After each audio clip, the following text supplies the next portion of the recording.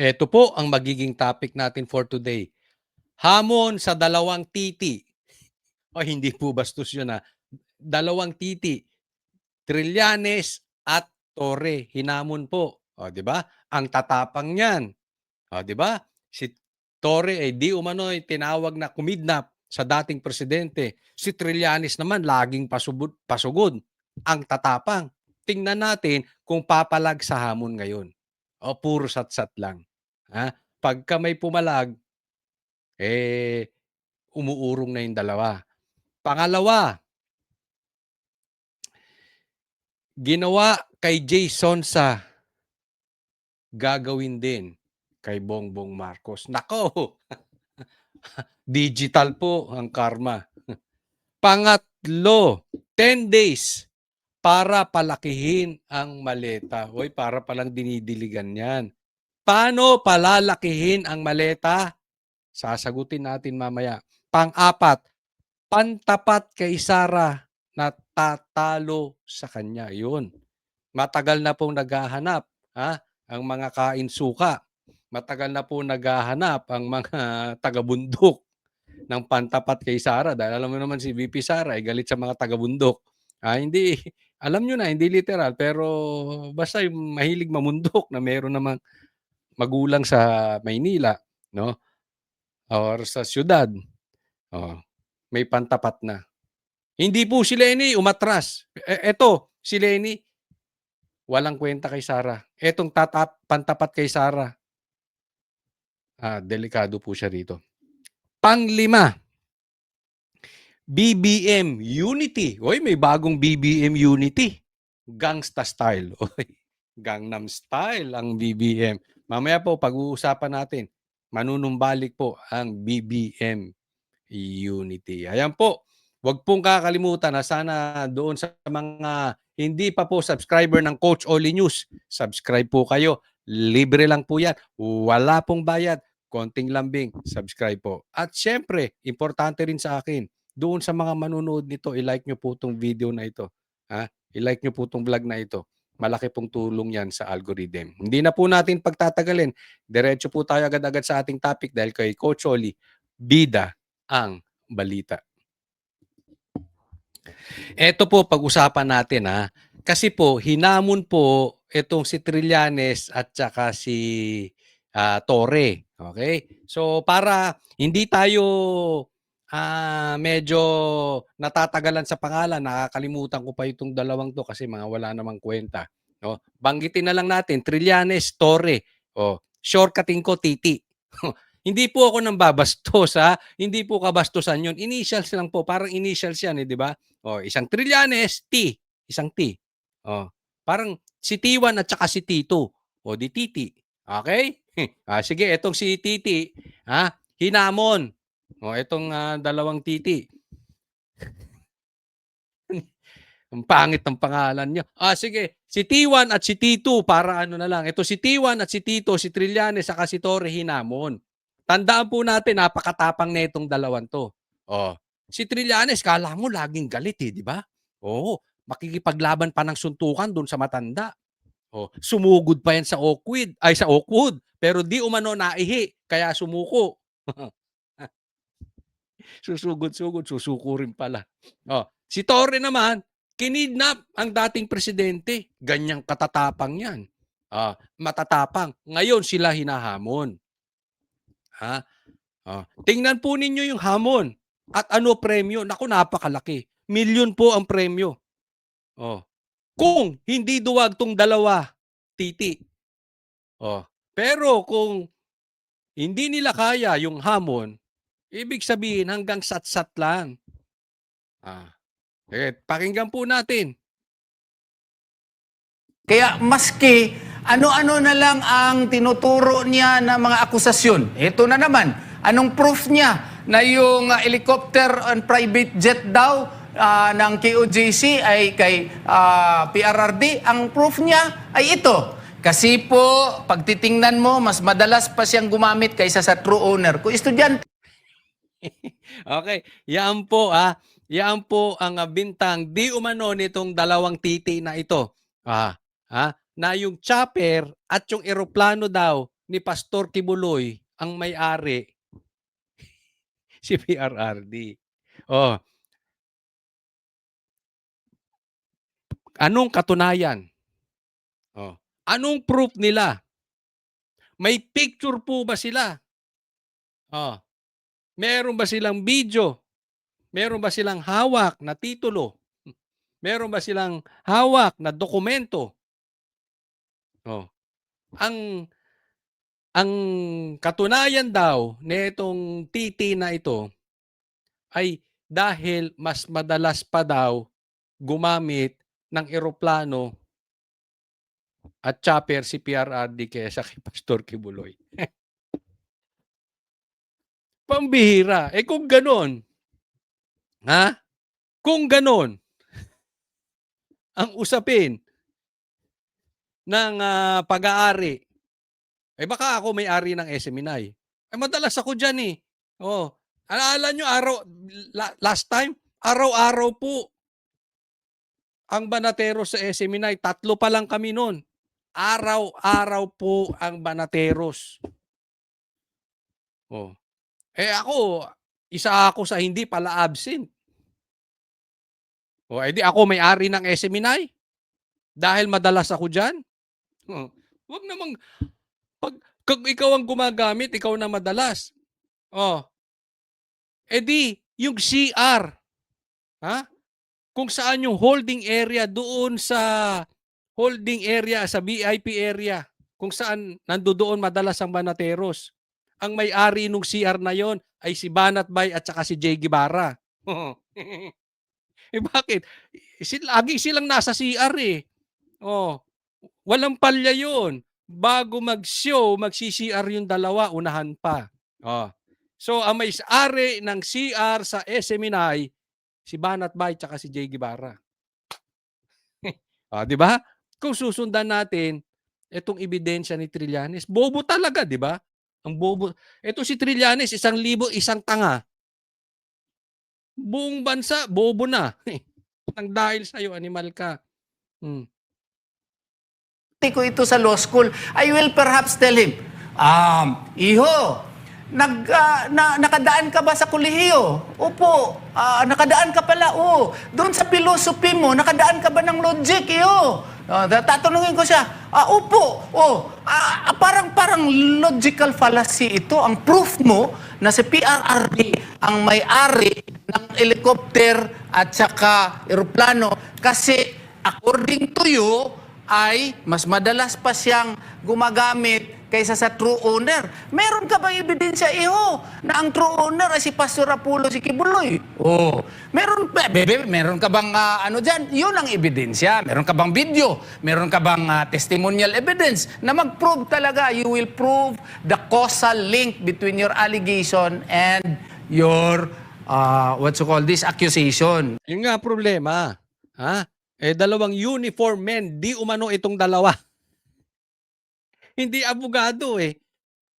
Kaya nga sila titi. Tanga. Di ba? Mabihirang logic yun. Tama naman sinasabi ni Attorney Torion. Yun po ang kinakailangan, Iho. Kaya sunod, bago ka mag-attend na aking klase, review ka muna ng logic, ha? Review ka muna para magkaintindihan tayo.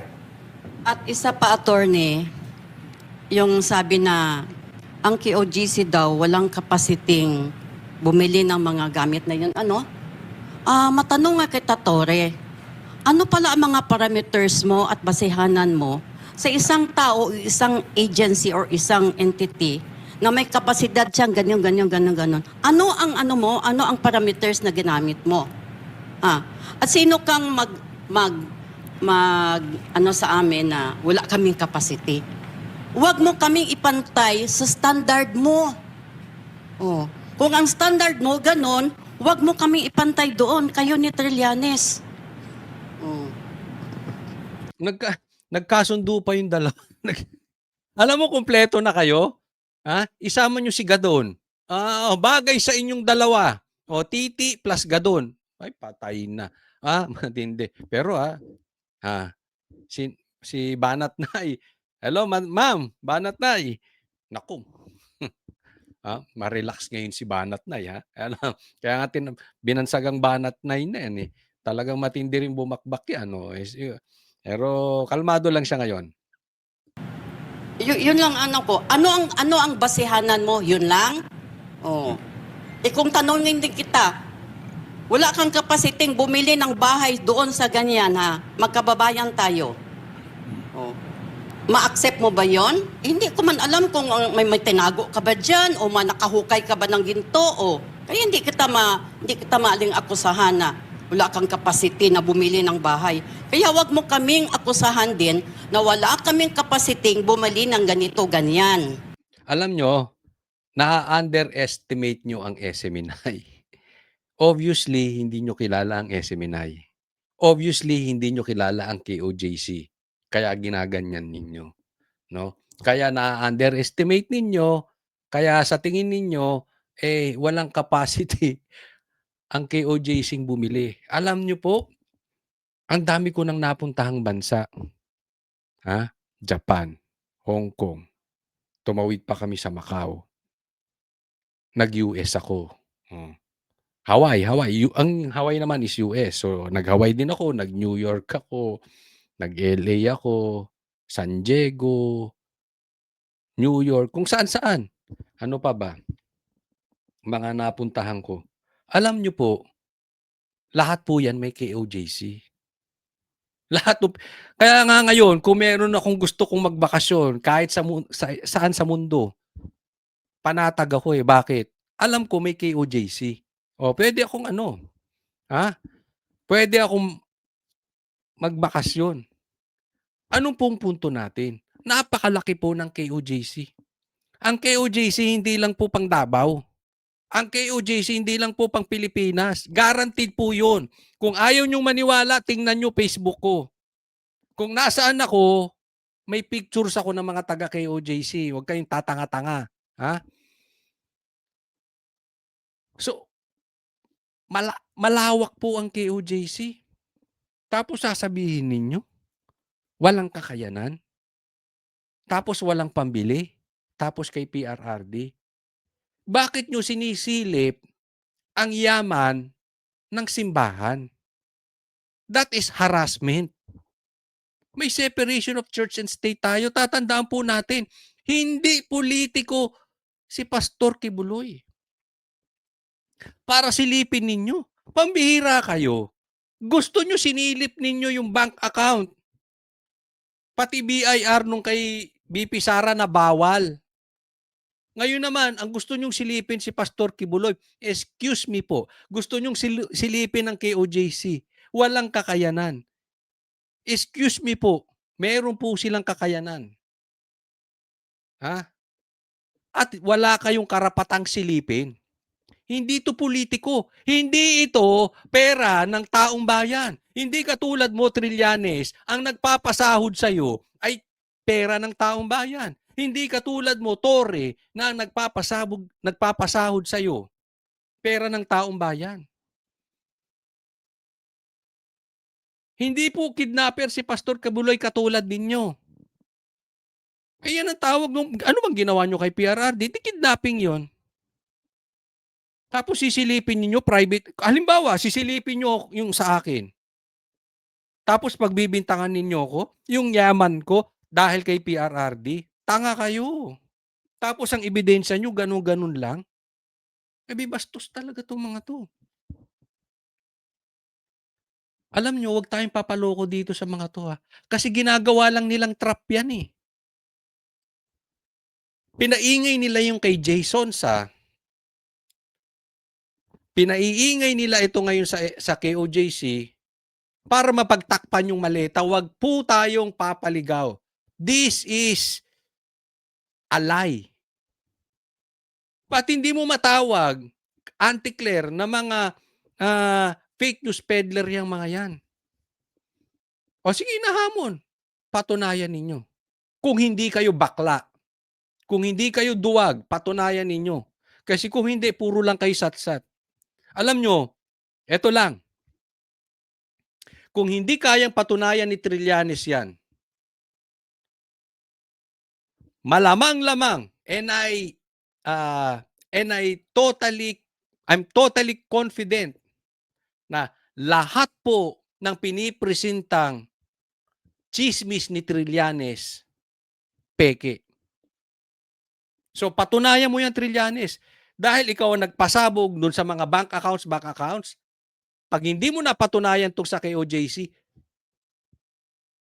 peke din yan. Yung kay Madriaga, ikaw nagpalabas, peke din yan. Lahat ng pinapalabas mo, peke. Pag ang tao, peke sa simula, peke lahat yan. Ano ka? Tingnan natin ang tapang mo. Alam mo, ang style nitong gobyerno na to, gipitin ng KOJC. Unang-una pa lang, ginipit ang KOJC, animal kayo. Ginipit nyo SMNI. Nag-16-day, kayo doon. Pinasok ninyo ang KOJC, binabastos nyo ang reliyon, ang kanilang bahay-sambahan. Anong excuse nyo doon? At ang balita ko, iisa-isahin pa ang SMNI. Inuna lang si Ka Eric tsaka si Jason Sa. May nababalitaan kami isusunod ng Banateros. Makaloko-loko talaga itong mga to. Mali ka dyan. Wrong. Ma'am Nel, Former general, wrong ka. meron akong speculation bakit ganun yung kanya. Kasi kung na-meet niya yung mga KOJC members kasi, masyadong humble. Oo. Siguro yung kanyang specification o kanyang requirement, dapat hambugiro ka, dapat hoti ka, at showy ka para ma-prove na may capacity ka. Pero pwede ako magkamali nun, opinion ko lang yon. Hindi, may punto si humble talaga ang mga taga KOJC. Pero pag ang isang tao nagyabang ng yaman, asahan ninyo, fake billionaire. Yan ang ano ko eh. Yan ang aking makikita mo ang totoong mayaman. Hindi yan mayabang. Hindi yan nagsasalita. Hindi yan nagso-show off. Hindi niya pinapakita yung yaman niya sa Facebook. 'Di ba? Ganun kasi humble lang ang KOJC. So akala nila walang kakayanan. Ikaw ba naman? 'Di ba? Katangan nitong dalawang to. Ang tagal na po ng KOJC. International pa. Pambihira. Pwede ako magkamali nun. Pero siguro yun ang kanyang parameter na may capacity ka. Attorney, may nagtatanong dito. Ano pong mangyayari sakali, attorney, kung after ng 2 linggo na palugit ninyo ay walang maibigay na ebidensya sina Trillanes at Torres sa kanilang mga akusasyon? Well, that is a decision to be made by KOJC officers. And nandito naman sila, ma'am, ngayon. Perhaps lang. I could not speculate for them. But perhaps, baka may kaso talaga. Yun po. Hindi natin sila masisingil, no? Pababayaran after 2 weeks kung hindi nila maano. Kasi wala silang pinirmahan. Ang atin ng salita dito, kayo salita din dyan. Ang maganda dyan, punta kayo dito, pirmahan tayo. After 2 weeks, ibigay ninyo. Sige, pasanin ninyong helicopter at saka aeroplano, inyo na. Diba? As simple as that. Wala niyo yung sat-sat dito, sat-sat doon. Para tayong mga bakla niyan. Nako, sino yung titi? Bakla yung titi. Nako. Titi talaga. Hindi po bastos yun. Si Trillanes at Torre yun, si Tiwan at si Tito. Parang bakla, Ma'am Nel. Oo, di ba? Sat dito, sat doon. Anong makukuha mo doon? Di, papel, punta kayo dito, pirmahan tayo. Sige yan. I-produce nyo in 2 weeks time. Kasi kayo, kung makabitiw kayo ng salita ninyo, wagas. Ilang segundo, ilang minuto. Naku, ang dami ninyong nagawang script. Ngayon dito tayo. Sige, pirma tayo. After 2 weeks, bigay nyo ang lahat ng mga legal na mga dokumento na totoo hindi fabricated. Bigay nyo sa amin. Punta kayo doon. Pasanin ninyong aeroplano at saka chopper. Inyo lahat. So yon, pirma tayo dito. After 2 weeks, pag hindi nyo ibigay, hahanapin namin kayo. Punta kayo doon. Be a man or a gentleman, sundin ninyo ang pinag-usapan natin at pinirmahan natin. Yun! Di ba, former general? Yun ang tama. Kung ako hindi nagkakamali, ito po ang hamon dyan. Okay? Kasi sabi, patunayan nyo in 2 weeks yung inyong binibintang. Pero, pirmahan tayo. Kasi hindi pwedeng saysay-salaysay lang. Di ba? So, patunayan ninyo. Punta kayo dito, pirmahan tayo. Eto hamon. Kung hindi kayo bakla, kayong dalawa, kayong titi, kung hindi kayo bakla, pirmahan, may nakita kayo, napatunayan ninyo na ang may-ari nung chopper tsaka aeroplano, nung private jet, ay si PRRD, sa inyo na. Kung tama ako ng pagkakaintindi sa hamon, sa inyo na yan. Merong dokumento ha. Hindi laway ni Trillanes. Yung laway ni Trillanes, panis. Pag hindi lumaban si Trillanes, lahat na lang ng ipinakita niyang proof at mga pinagdadadakdak niya dyan, peke. Bakit? Ibig sabihin, si Trillanes hanggang dakdak lang. Pagdating sa dokumento, pagdating sa proof, tingnan nyo yung 18 Marines, ang daming pictures, kaliwat kanan. Ganon. May dokumento. Diba? Dapat pagdating nyo nga doon, pag nagbintang ka, may dokumento ka, eto proof, Ngayon, pagka hindi, kung tama ako ng pagkakaintindi ha, lilinisin nyo yung mga chopper tsaka private jet ng dila ninyo. Linisin nyo yung buong yun. Di ba? Fair enough. Ang tanong kung lalaban kayo. Kasi kung hindi kayo lalaban, ay bakla nga. Bakla, hanggang salita lang. Tsaka dito, attorney, may nagtatanong, di ba dapat daw po pag totoong may ebidensya, diretso na sa konkretong dokumento at wag daw mag-rely sa teorya lang, Attorney Torion. Ano masasabi mo doon, sir? Oo, tamang-tama yan. Kasi kung may ebidensya, sabi nga niya, ang na-uncover namin, dapat sa interview, dala na niya. Pareho nito. Meron Opo. ako mga papeles. Dala-dala na. Ito yung aming ebidensya. Meron dito, picture ito. Nagbigay ng pera. Ang daming pera. Si Presidente Duterte doon sa KOJC officer. Baka si Ma'am Nilida yun. Dahil binigay kay Ma'am Nilida yung pera. May video rin, nagpapakita talaga na si Presidente Duterte nagpera. Tapos nagka-agree sila na ipangalan lang sa KOJC. May Yun trail ang paper, ebidensya. attorney. May trail paper. May trail paper Oo. talaga. Kasi kung magbili ka kasi ng eroplano, hindi rin yan dali-dali. They will also check whether or not you really have the capacity. Tapos ang iba pa nga yan, hindi talaga cash ang ina-accept. Dapat money transfer yan. Di kung meron kang money transfer, pakita mo. So kung meron nga talagang proof na kay PRRD yan, dapat sa interview pa lang, pinakita na niya. Ang problema hanggang ngayon, wala At saka, ang duda ko, wala Hanggang salita lang to Hanggang salita lang yan si Trillanes. talaga siyang ebidensya. Basahin lang natin, attorney. Pag hindi na ibigay within 2 weeks, dilaan talaga ninyo doon ang chopper at ang eroplano. Linisin ninyo ang buong hangar doon hanggang sa labas. Kung bakla yan, hindi.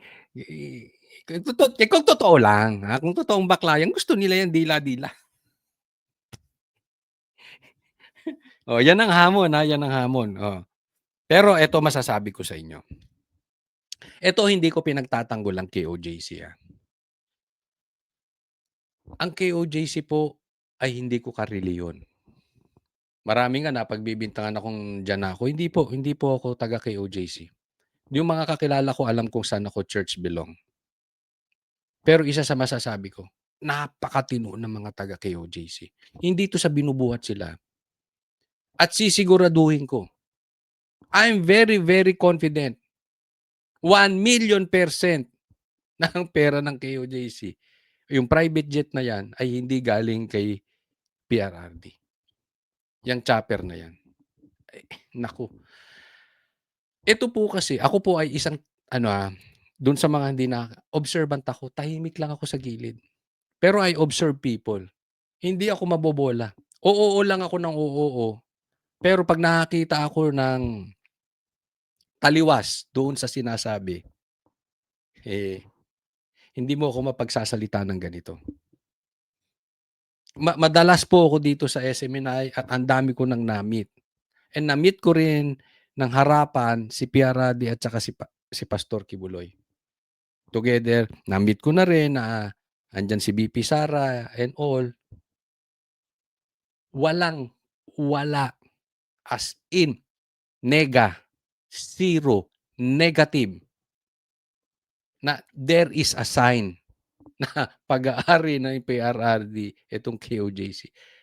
No sign. Maniwala po kayo sa akin. No sign. Not even yung eroplano o chopper o kung ano pa man sinasabi nitong dalawa. Kaya nga naman, sabi ko, ganito po ang kalagayan ng ating bansa. Sobrang desperate nung mga tuta nitong mga buhaya.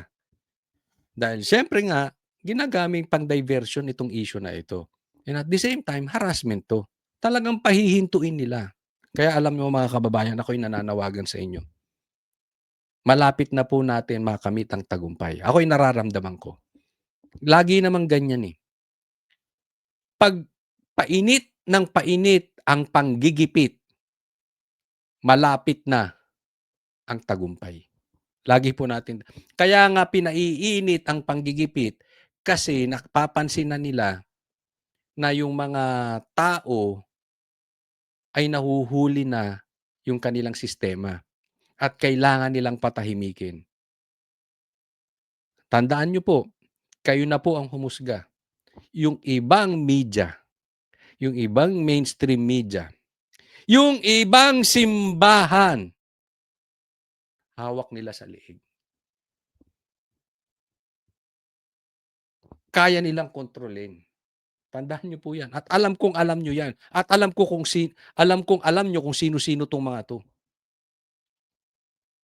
Kaya nga naman pinagkakatiwalaan ng SMNI.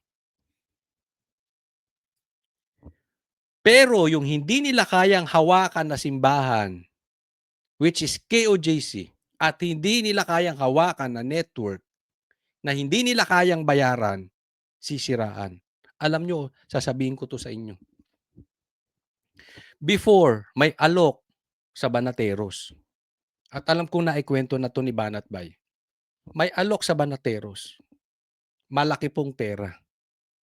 Hayahay na buhay. Ano lang gagawin? Banatan si Sara. Yun lang po. Ganun kasimple. Monthly po yun. Basta tuluyan lang. Banatan at banatan si Sara. Pag hindi ka pumayag sa alok, demanda ang aabutin mo. After nun, na hindi tinanggap ng Banateros, 3 pa lang kami nun. Si Banat Bay, ako, tsaka si Boss Dada. Nung hindi tinanggap ng Banateros yung offer, malaki po yun.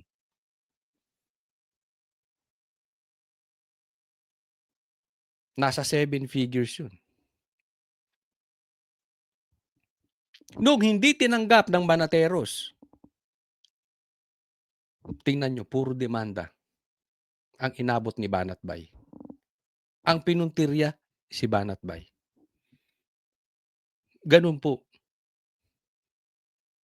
Ganun po ang sistema ngayon. Babayaran ka, pag hindi ka mabayaran, gigipitin ka. Kaya kapit po, tulong-tulong po tayo. Hindi nila kaya ang SMNI. Hindi nila kaya ang Banateros. Next topic po tayo. Grabe itong ginawa kay Jason sa no? At talagang napakadaming mali na ginawa sa kanyang pagkakaaresto. Hindi ko alam kung naaresto ba o hinuli. Hindi ko, basta sila kanila na yan. Magkaiba daw meaning nung hinuli tsaka inaaresto eh. But anyway, etong si Jason sa binababoy. Napakasama. Matanda na po ito si Jason sa. Maraming ang nagsasabi na ngayon, nakaposas ka, inaasma ka. Ngayon, nakaposas ka, hindi ka makalakad. Ngayon, nakaposas ka, may sakit ka. Alam nyo, matanda na po si Jason sa. Igagaranti ko po sa inyo. Ha? Ito po, nakakasama ko po si Jason sa. Mahina po siya talaga. Okay? Hindi po siya umaarte. Sabi ko na nga ba, ganyan ang gagawin sa kanya. Sasabihin na umaarte lang si Jason sa. Hindi, totoo yan. Nakasama ko siya, maglalakad lang ng 200, 300 meters. Nakakailang hinto kami. Hindi siya talaga makalakad ng malayo. At meron kaming show before sa Davao. Jason sa na po to, dapat sa gitna po nakaupo. Pinipili niya sa gilid. Bakit po? Kasi ubo ng ubo. Mapapansin nyo yan eh. May proof po, tingnan ninyo. Ubo siya ng ubo. Kahit naman doon sa aming mga interview sa kanya, ubo siya ng ubo. Hindi po arte yan. Igagaranti ko sa inyo. With proof po yan. Hindi umaarte yan si Jason sa na porket nahuli. Kunwari may sakit. Hindi. Ha? Bastos lang kayo talaga. Alam nyo ng matanda. Ang gaang-gaang ng kaso sa kanya. Animal kayo. Pahihirapan ninyo. Huhulihin ninyo. Thursday ng gabi dahil alam nyo, yung Lunes, walang opisina. Tapos Sabado, Linggo dyan siya. Yung karapatan niya na makapag-bail agad, naabuso. Hindi po ganyan ang pag-interpret sa batas. Nawawala eh. Oh. Ay nako, tingnan po natin to. Sa kasagsagan pa lang ng pag-aresto sa kanya ng NBI sa kanyang bahay sa Quezon City nitong Huwebes, Diyan pa lang eh, bakit may media agad? Hanggang sa loob, ganyan ba talaga? O sabihin, hindi ko, Choli, ganyan naman talaga eh. O sige, tandaan po natin ha, private citizen si Jason sa. Kung ano man ang pagkakasala ni Jason sa, hindi naman dapat ganyan. Hindi ko po sinasabing mali si Jay. Pero just in case, for discussion purposes pala, kahit may kasalanan siya, hindi, bakit may media agad? Alam nyo kung anong ginagawa niyong pambababoy kay Jason sa? Mangyayari sa inyo yan. Halimbawa lang, kung sino may pakana nito, halimbawa lang ang may pakana nito si Bongbong Marcos. Tandaan nyo kung anong nangyayari ngayon kay Jason sa. Mangyayari sa'yo Bongbong Marcos. Example lang po yun, wag tanga ha. Magagalit na naman yung mga trolls eh. Example lang po yan. Kunwari ang may pakana nito, si Tambaluslos. Tandaan nyo yung ginagawa nyo kay Jason sa. Mangyayari sa inyo yan. Pag kayo pinusasan, bababuyin din kayo. Hindi po threat yan. Yan po ang tinatawag nating nakasulat. Whatever you sow, you will reap. Kung anong tinanim mo, aanihin mo. Kaya kung sino man may pakana nito, halimbawa lang, ito ay halimbawa lang ha, halimbawa lang po ito, huwag kayong magagalit. Halimbawa yung asawa mo. Halimbawa lang, yung asawa mo congressman o congresswoman or mayor or DPWH at may anomalyang maleta. May kinurakot na maleta 1 billion. Balang araw pupusasan din yan. At ganyan ipaparada. Yun dapat lang public official. Ito, private citizen. Tingnan ninyo, ginawa ninyo. Di ba? Anong klase yan? Ngayon, kung sinasabi nyo normal yan, sige. Sabi ko nga, kung anong tinanim nyo, anihin nyo. Kung normal yan, mangyayari sa inyo yan. Ganun lang naman kasimple yan eh. Kung anong pambababoy ginagawa nyo, kung maganda yan, ginagawa nyo kay Jason sa, di maganda rin ang babalik sa inyo. Simple lang. Tama ba? O tama-tama? ng gabi, kwestiyon na ni veteran broadcaster Jay Sonza ang nilalaman ng kanyang warrant of arrest. Tinignan namin kanina ng abogado, ang sabi, ang mga nakalagay, no bill required. Kaya gusto kong makita yung original. Pinaaaresto siya ng Pasay Regional Trial Court sa mga kasong unlawful publication in relation to the Cybercrime Prevention Act na nag-ugat sa umano'y pagpapakalat niya ng peking medical records ni PBBM. Ayon sa kanyang legal counsel na si Attorney Mark Tolentino, inaalmahan nila ang nakasaad sa warrant na non-bailable ang mga kaso ng kanyang kliyente. Kwenestyon pati nito ang NBI sa mabilis na pag-aresto kay Sonza. Tila sinadya pa raw nitong arestuhin ang 71 anyos sa gabi mismo bago ang long weekend para hindi agad makapagpiyansa. Ang kaso, unlawful publication. When say unlawful publication, the penalty is only up to 6 months imprisonment.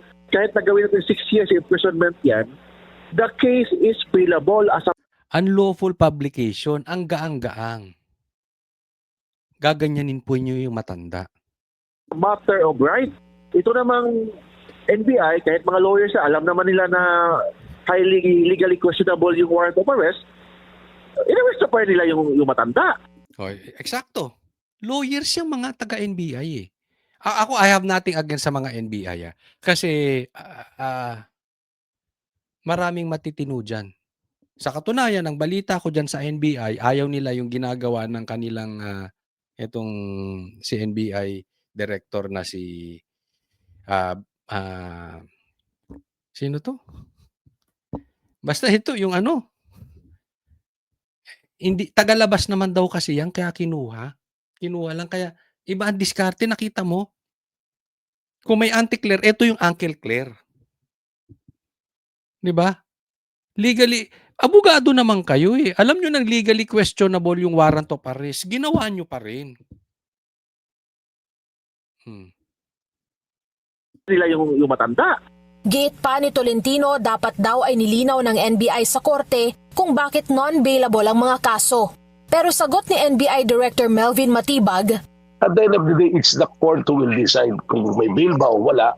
So kami, we cannot inquire on the court. All we have to do is to enforce it. Kailangan namin gawin yun eh. Marami naman tayong narinig na mayroong mga personalities na pag nabalita may warrant, nagtatago na. So hindi na natin mahanap, hindi na natin maaresto. sa ngayon nakatutok Wala pong question. Ito issue dito, no? Sinasabi, abogado kayo. Highly questionable, legally questionable na ang baba ng kaso, tapos hinayaan nyo lang. Dapat in-inquire nyo sa korte. Ang sinasabi naman nitong si Matibag, hindi namin trabaho yun. Hindi namin pwedeng questionin yun. So, kailangan naming arestuhin agad. Alam nyo na nga mali yung hindi bailable. And in the first place, if you are in good faith, bakit hindi nyo hinuli ng umaga? O hinuli nyo ng Wednesday, ng Tuesday? Di ba? Attorney Matibag, posible namang hindi mo alam kung anong nangyayari dyan. Kung anong galawan niyang meron. Di ba? Yung hindi na nga available, questionable na, tapos yung oras pa ng pag-uhuli ninyo, talagang ibababad ninyo. Sinadya ninyo, alam nyo ng matanda, asa ng puso ninyo. Tapos ang sasabihin nyo lang, kasi pag nalamang may warrant, tumatakbo. Kaya nga nasa Manila yan eh. Kasi magpo-push siya ng bail. Bakit ichinempo? Yun lang na mausapin dito. Asa ng puso ninyo?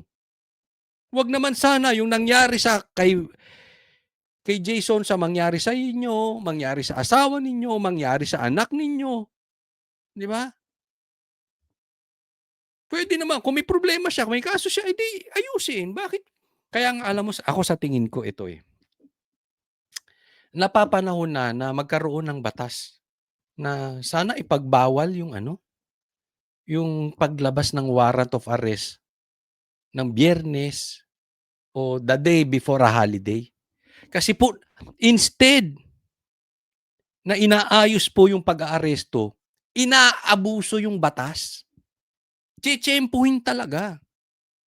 O dapat ang paglabas lang ng warrant of arrest, kung ako pero wala naman akong planong maging mambabatas. Lalo ngayon, ako, Pero halimbawa lang, ako congressman, isa yan sa ipapanukala. Yan ang napakalaking problema. Dapat ang warrant of arrest lalabas ng Tuesday. Pag bailable. Para may bailable eh. Ang baba nung batas, sasabihin nyo, tatakas. Ba't ka tatakas? Eh magbe-bail ka lang. Anong logic yun? Anong klaseng logic coming from a lawyer? Hindi mo kailangan takasan kasi makakapag-bail ka nga. So dapat, pag bailable, hanggang Tuesday lang. Para may oras ka pa makapag-bail. Eh yung iba kasi, sinasadya. Wala silang pakialam kahit matanda. Walang puso. Sinasadya, gagawin pa over the weekend.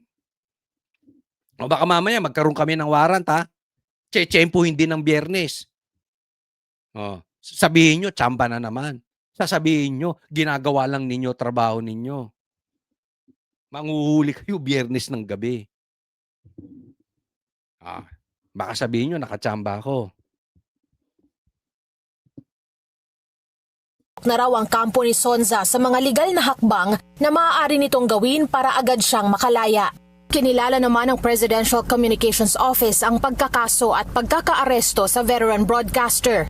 Ayon kay PCO Secretary Dave Gomez, sinasalamin nito ang kampanya ng administrasyon kontra sa umano'y online abuse. Tama ka. Sinasalamin nito ang legacy ni Bongbong Marcos. Isipin mo, ang unang nakukulong, ang unang binibigyan ng mugshot, yung nagsasalita laban sa gobyerno. Tanga ba kayo? Hindi nyo alam yon? Pero yung pinagbibintangan, may ebidensya na nahatiran ng maleta, hanggang ngayon laya. Asan ang hustisya sa Pilipinas? Sabi nyo may makukulong, hanggang ngayon wala. Laya yung mga mastermind. Pag hindi sang-ayon sa inyo. Samantalang, ang daming fake news ni Trillanes. Hindi nyo maganito. Dahil kakampi ninyo? Dahil himod puwet sa inyo? Hindi ko po pinagtatanggol si Sir Jay kahit kasama natin sa trabaho yan. Kung kailangan siyang parusahan, parusahan siya. Sa tamang paraan. Hindi yung ganyan, no? Nambababoy pa kayo. Ang bihira itong mga to. Para sa agenda. Next po. Ito, pakita ko lang, itong pinost ni Atty. Baligod sa kanyang Facebook. Sabi niya, the cybercrime is not bailable under this warrant of arrest is highly irregular. Ba't yung ibang abogado alam to? Yung mga abogado sa NBI hindi alam.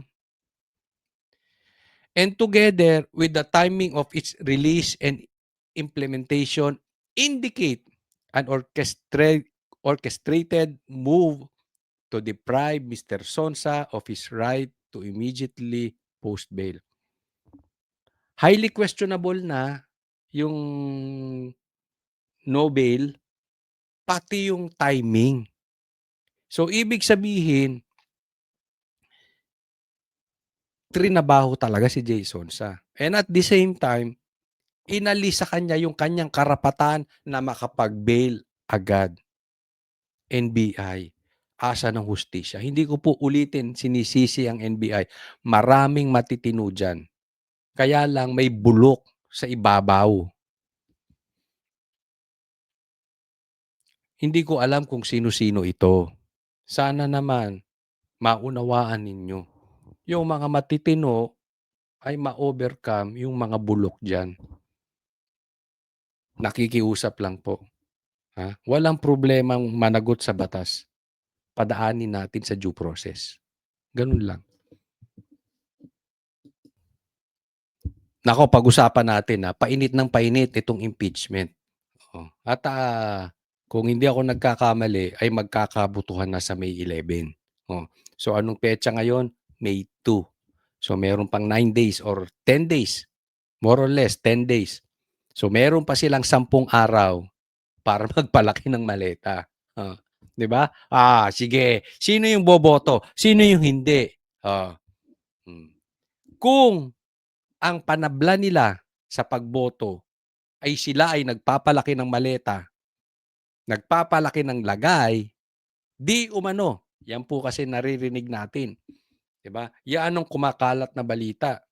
At yan din po ang galing sa Tagaloob. Nagpapalaki ng maleta. Nagpapalaki lang ng presyo para boboto. Tatandaan po natin, pagdating ng 2028, tandaan ninyo yung mga pangalan na iboboto na magkaroon ng impeachment si BP Sara.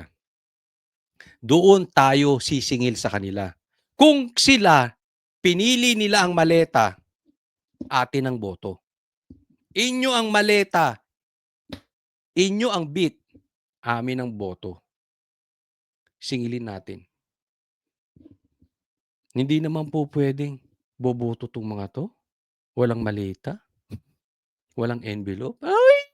Sinabi na ni Chanko yan. 6 na kongresista o 1/3 ng mga miyembro ng Kamara ang kailangang bumotong pabor para lumusot sa plenaryo ang impeachment ni Vice President Sara Duterte. Kaya ngayon pa lang, nag-uusap-usap na ang iba't ibang partido kaugnay sa impeachment proceedings. Ang pinakamalaking partido sa Kamara, ang Lakas CMD, nakakailang pulong na raw. Pero hindi raw dinidiktahan ng Lakas CMD ang mga miyembro nito. It's a conscience vote, no? Walang magiging stand ang partido Conscience vote o maleta vote? O hindi raw dinidiktahan, pero minamaleta. Nagtatanong lang po, tama po ba ako o tamang-tama? depende doon sa mga miyembro kung ano ang kanilang paniniwala at walang sapilitan kasi ganun talaga yun eh. Ayon kay Garin, sa 81 miyembro ng Lakas CMD sa Kamara, kalahati o higit pa raw ang pabor sa impeachment. Ngayon, More than half, no? ang sagot niya, dun sa Lakas CMD, more than half. Tandaan niyo po yung sinabi niya, more than half pabor sa impeachment. O sa maleta. Sige. Baka 2/3 will be in favor, 1/3 will not be. It's a moving number, even if it's our moral obligation and our duty. Siyempre, meron ding iba na iisipin nila, ayaw nila na magkaroon ng political enemies. Meron ding iba na mga nagsasabi na initially okay, pero merong factor kasi may mga groups with influence, no, na, or let's say merong mga kumakausap din sa kanila na to protect, no, the Vice President. Ang Party List Coalition na alyansa ng mga party list representatives hindi pa raw nagpupulong.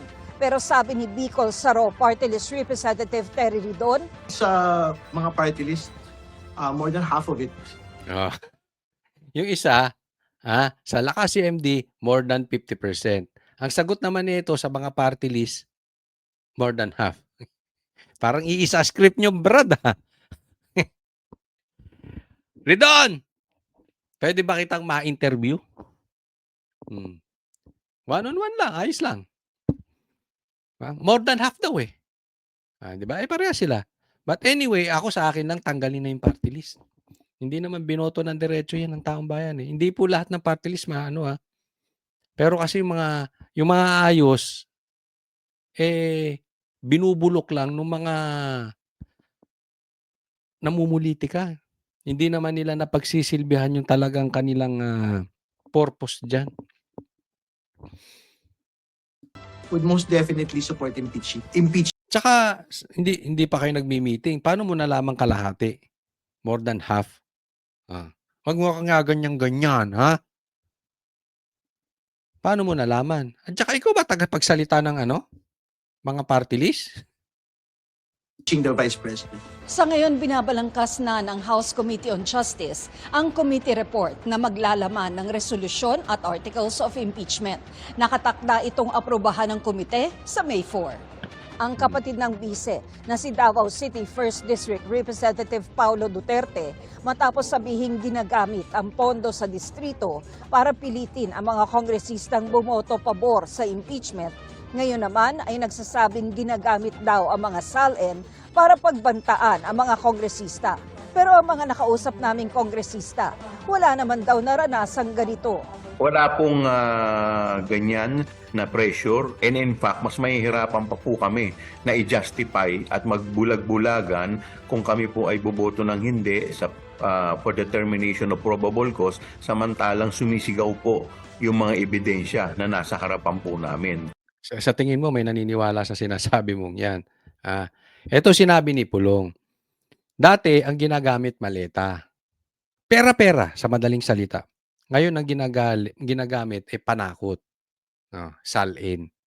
Siguro babawas na ang budget. So, yung mga nakatanggap before or yung mga maraming natanggap before at napasok sa corruption, sisilipin. Yung si BP Sara nga na maayos ang sal-in, sinilip. Paano pa ikaw kurakot? Halimbawa, ikaw ay congressman na kurakot. Tatakutin ka, sisilipin sal-in pag di ka pipirma. Kaya magbabantay tayo. Pag sinisilip ang sal-in, ibig sabihin, lalo na't hindi pumirma, tama si Pulong. Pag hindi pumirma tapos binigyan ng kaso-kaso, tama si Pulong. Ganyan naman nangyayari. Ginigipit yung mga nagsasalita. Katulad ni Defensor, Jason Sa. Diba? Ngayon, congressman. Ngayon, tingnan natin, sinong sinungaling? Si Pulong o si Paul, si Pulong o itong mama na ito. Pero makikita natin, chances are, sabi nga ni Chanko, may kapalit ang pirma nila before. So malamang ganun din ngayon. So dalawa lang yan. Nabibigyan yung boboto for the impeachment of BP Sara or takot masilip ang salin. Chances are, kurakot. Diba? Titingnan natin ngayon. Makukunik naman natin yan eh. Diba?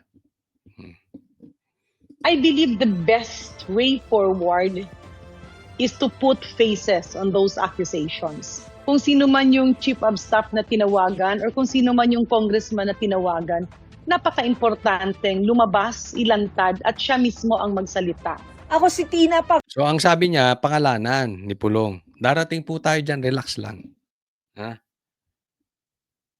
Makikita naman natin yung boboto in favor of the impeachment or not. Baka doon pangalanan ni Pulong. Next po tayo. Ngayon naman po, pag-usapan natin dahil maraming nagsasabi na pinipilit na itong kain suka dilaw, pinklawan, itong si Lenny. At paulit-ulit niyang sinasabi na hindi ako tatakbo ng presidente sa 2028. So sa madaling salita, yung kain suka team, walang standard bearer. At alam naman natin, bagamat hindi rin mananalo si Lenny kahit lumaban siya, ang pinakamalakas po si Lenny. Okay? Ito nababalitaan natin, posible daw magbago ng isip si Lenny. Pero, matatalo din. Pero rin, nakahanap po sila. Meron ng tatalo. Ito, ay di hamak. Sabi po, at ako'y naniniwala sa sabi, ito ang tatalo kay Sara. Ito ay di hamak, mas malakas kay Lenny. Kaya kailangan, ngayon pa lang, gumalaw na si BP Sara dahil kung hindi, tatalun siya nito. Tingnan po natin.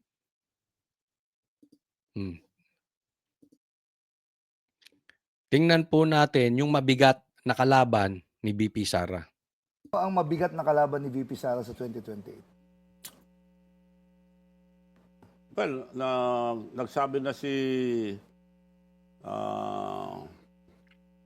Lenny na hindi tatakbo any position national.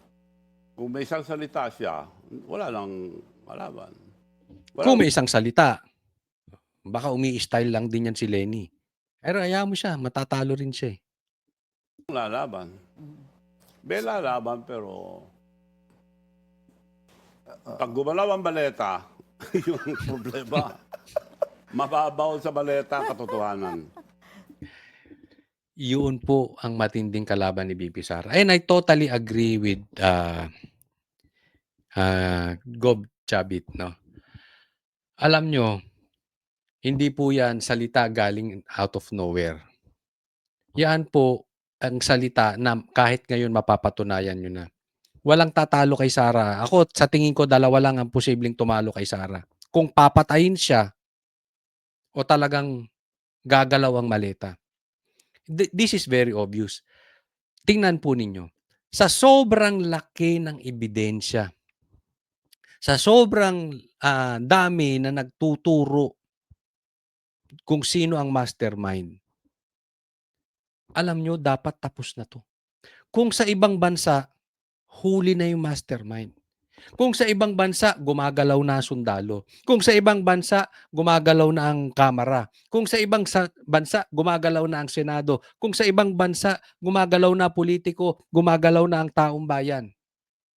Kung sa ibang bansa, even media and bloggers, dediretsuhin kung sino yung mastermind. Pero tingnan nyo kung anong inaasikaso ngayon. Impeachment ni Sara, pinagbibintangan ng KOJC, at hinuli si Jason sa.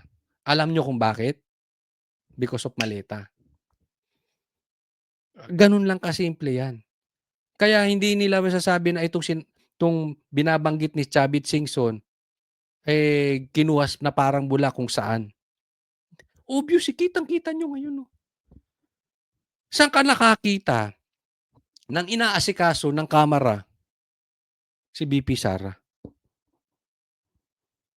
O, halimbawa lang. Halimbawa lang. Ikulong si Sara. Ma-impeach si Sara tapos ikulong nyo pa. Sa tingin ninyo, lutas ang problema ng Pilipinas? Hindi po. Yung magnanakaw laya eh. Remember this. Ang adik sa kapangyarihan at ang adik sa pera, lulong yan. Tuloy-tuloy magnanakaw yan. So kahit anong gawin nyo kay Sara, yung pagnanakaw tuloy-tuloy, maghihirap ang Pilipinas. Anong punto ko?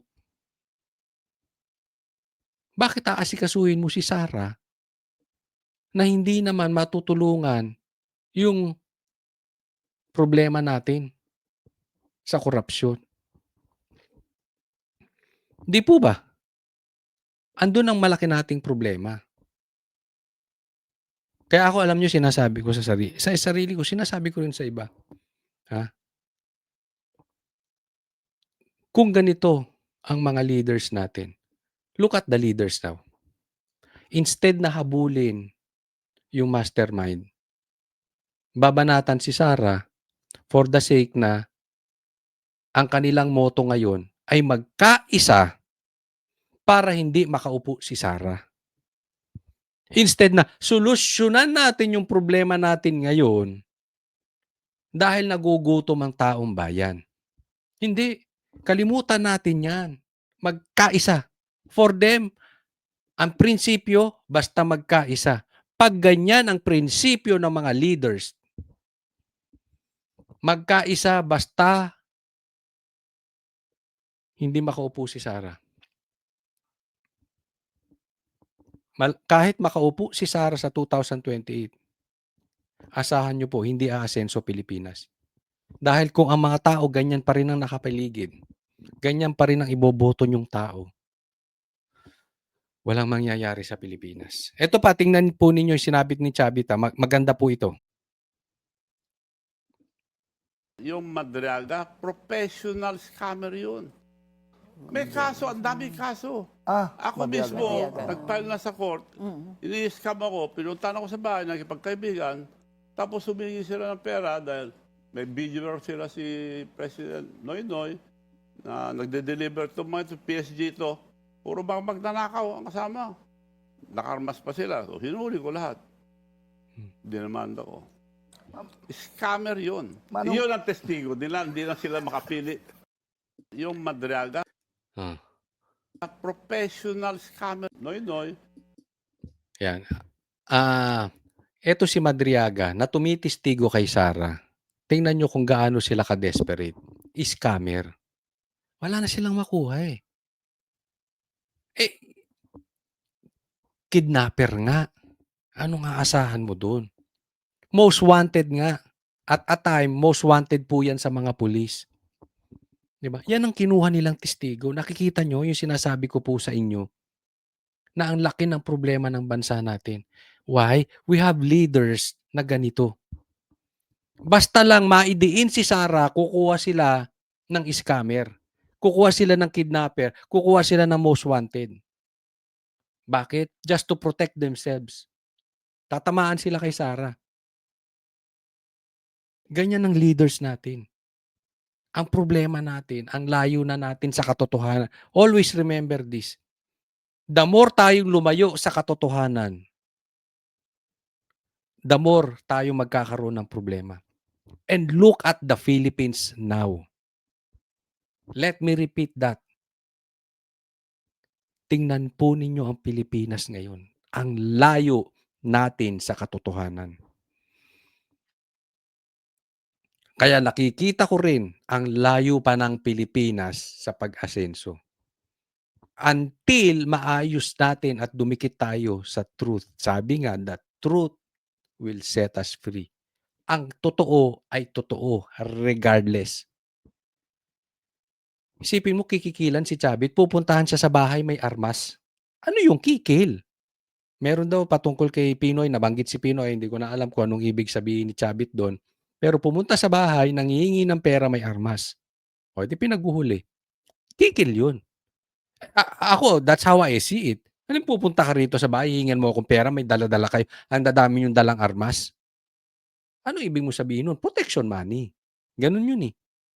Diba? I don't know kung ano ibig sabihin ni Chavit doon. Kaya pinaghuhuli niya. Kasi pinagkikikil siya. Yan. Nakakatawa po. Itong testigo nilang Madriaga, maganda nga mag-appear sa Senate eh. At matanong.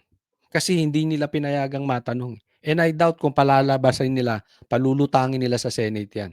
Kasi pag natanong yan, magkakapilipilipit talaga ang dila niyan. Next po.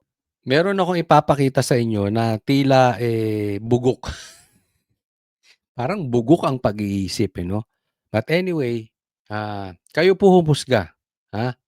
Kung ito bang kanilang ginagawa or kanilang sinasabi, tama or talagang wala na. Yung sinasabi ko sa inyo kanina na ang layo na natin sa katotohanan. O, tingnan po natin itong mama na ito, ha? Ay, nawala. Saglit.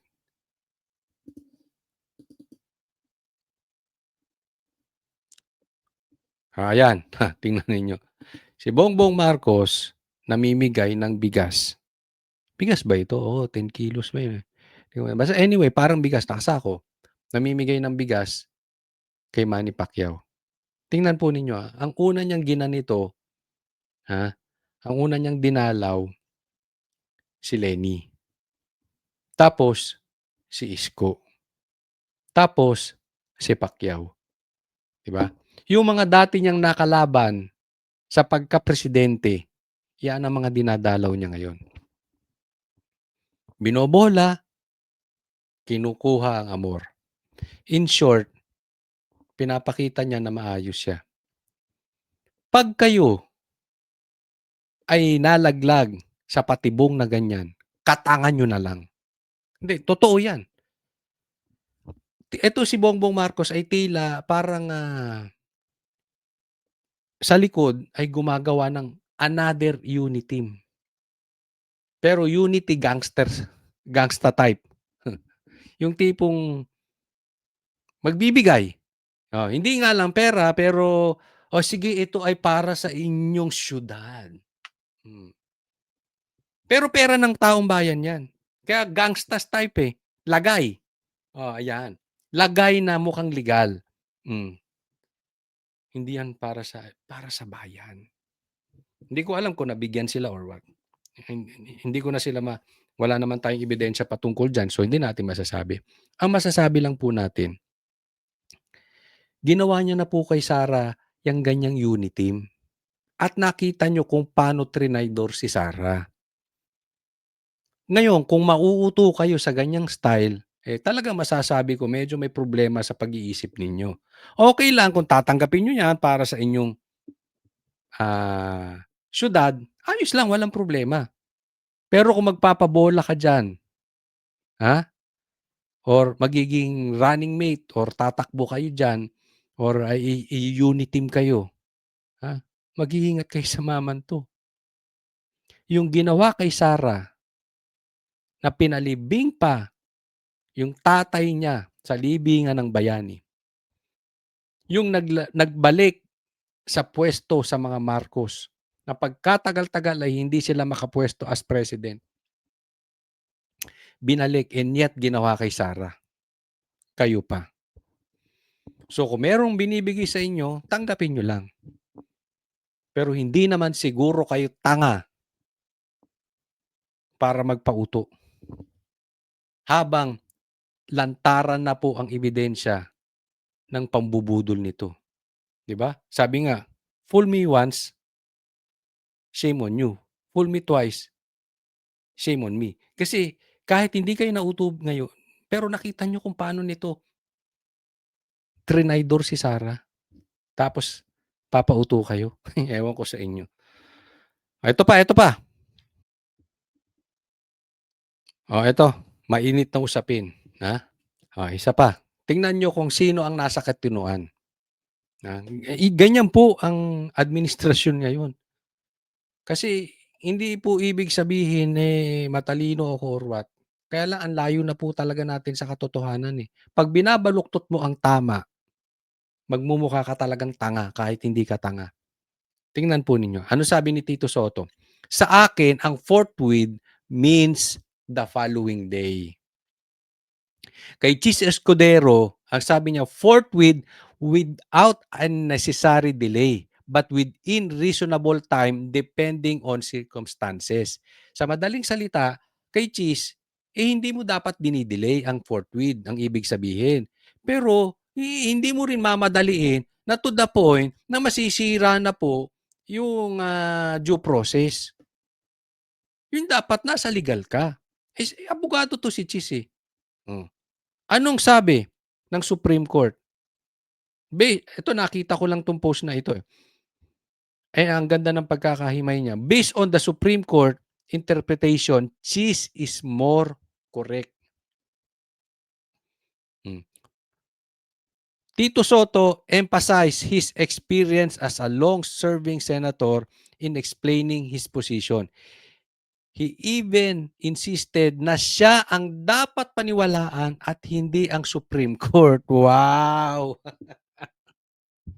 From One Ball University, alam mo ba para ka maging Supreme Court, isa kang justice ng Supreme Court, ang utak mo niyan ang talas. Coming from you. Coming from a noontime show, ikaw ang dapat paniwalaan because he is the only senator who has been elected 5 times. Dahil daw matagal siyang senador. Siya lang ang kaisa-isang senador na elected 5 times. Alam nyo, wala po sa experience. Yan yung sinasabi ko eh. Ang katotohanan, hindi mo pwedeng baluktutin yan. Regardless kung sino ka pa, gaano ka katagal. Diba? Bibigyan kitang halimbawa. Halimbawa, ikaw ay matagal ng engineer. At si Chis Escudero ay walang alam sa building. Example lang to example. Sabi ni Tito Soto, kahit tumalong ka sa 10th floor, since ako gumawa ng building, mapoprotektahan ka. Si Chis naniniwala na pag tumalong ka sa 10th floor, patay ka. Ang sinasabi ni Tito Soto, marami namang nalaglag na sa first floor or kung saan man ng mga tao niya na hindi naman namatay. Regardless kung 15 years, 20 years, 30 years ka ng engineer, pag tumalong ka sa 10th floor, patay ka. Sinong tama? Si Cheese o si Tito Soto? Kasi ang katotohanan, hindi mo maiiwasan yan. Kahit sino ka pa. Ang totoo. Alam mo, naalala ko yung kwento, no? Maikwento ko lang saglit. Okay lang ba? Kwento natin saglit. Kasi po ako yung nag-handle ng banda. So, manager po ako ng banda before, no, bago ako dito nagpunta sa vlogging. Manager po ako ng banda at nagpupunta kami sa iba't ibang bansa. Ngayon, nung kami ay hindi ko maalala kung nasa Malaysia kami that time. Nagtalo yung yung bahista ko at saka yung gitarista. Sinita nung bahista ko yung gitarista, sabi niya, "Sintonado yung ginagawa mo, mali yun, eto key doon, eto key." Ang sagot nung gitarista ko, sabi niya, "Sino ka ba? Ang tagal ko ng gitarista. Kailan ka lang naging bahista? Pangalawa, nakailang biyahe ka na ba?" Ang ibig sabihin sa banda ng biyahe is yung, kasi yun parang accomplishment yun. Nakailang biyahe ka na, it means nakailang punta ka na sa ibang bansa para tumugtog. O, yun po yung term na yun. Nakailang biyahe ka na ba? Sagot nung bahista ko, 2. Ako naka-15 na. Bata ka pa, te. Huwag mo akong turuan kung anong tamang tono. Tama ba siya? Ganyan yung explanation ni Tito Soto. Kung sintonado ka, sintonado ka. Regardless kung South Border ka pa o Boyz II Men ka pa. Example ha, pag nasintonado ka sa tone na yun, sintonado ka. Tama po ba o tamang-tama? Ganito kasi yung yabang nito si Tito Soto. Parang siya ang pinakamatagal na senador, hindi siya, mas magaling pa siya sa Supreme Court. Mali naman talaga. Nagigets nyo? Wala po sa tagal yan. Nasa katotohanan yan. Panglima, the risk and danger when an arrogant comedian imposes his own interpretation of legal terms. Kaya nga may abogado ini-interpret ang batas.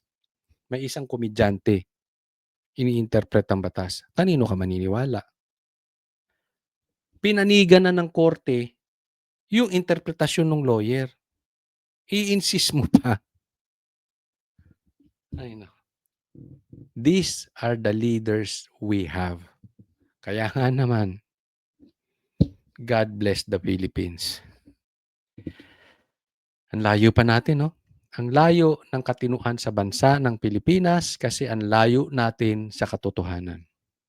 Maraming salamat po sa mga nanood. Huwag pong kakalimutan na i-like po itong video na ito. Sana po, dun sa mga hindi pa po subscriber, subaybayan po ninyo si Coach Oli News. Subscribe po kayo. Ngayon na po. Lambing lang po. Subscribe po kayo dito sa channel natin. Maraming salamat po. God bless everyone.